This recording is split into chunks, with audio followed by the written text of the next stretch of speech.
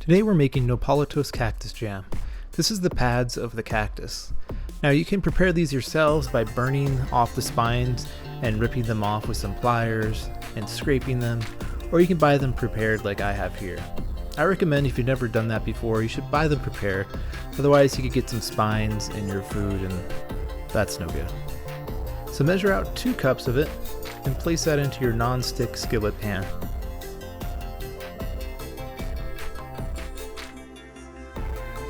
Turn your pan on to a medium-high heat.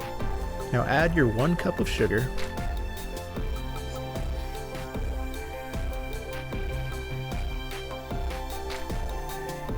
add a half a cup of water,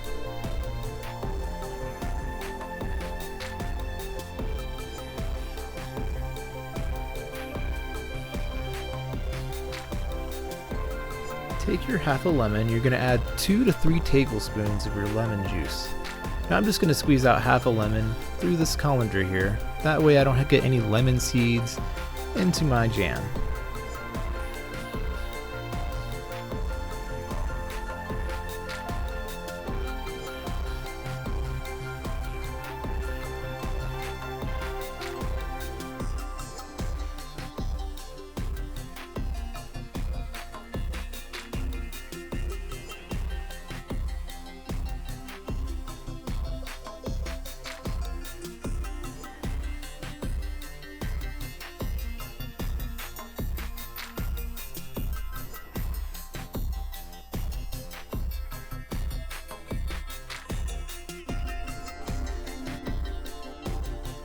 Continue to let it cook because we want those hard pads to soften.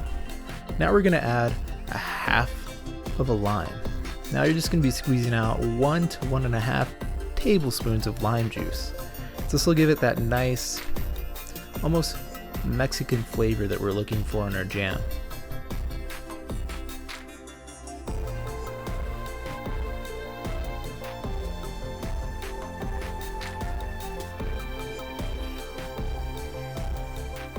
Take it with a spatula and stir around the sugar to make sure it blends evenly into the liquid.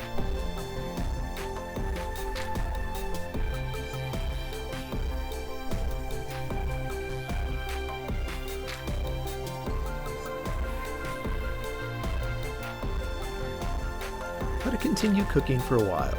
This will probably take about 6 minutes.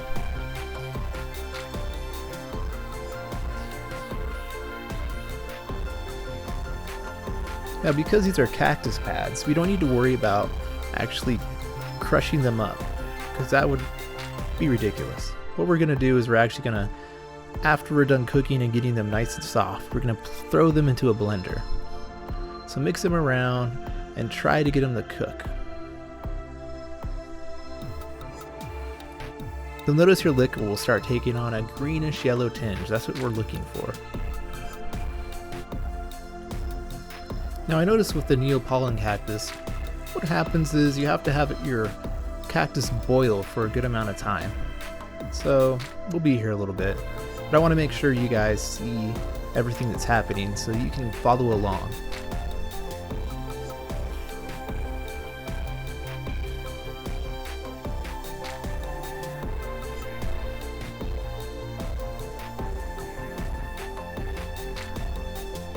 Stir it around some more, making sure that it doesn't over boil out of the pan. You can start feeling the cactus pads and seeing if they're getting any softer.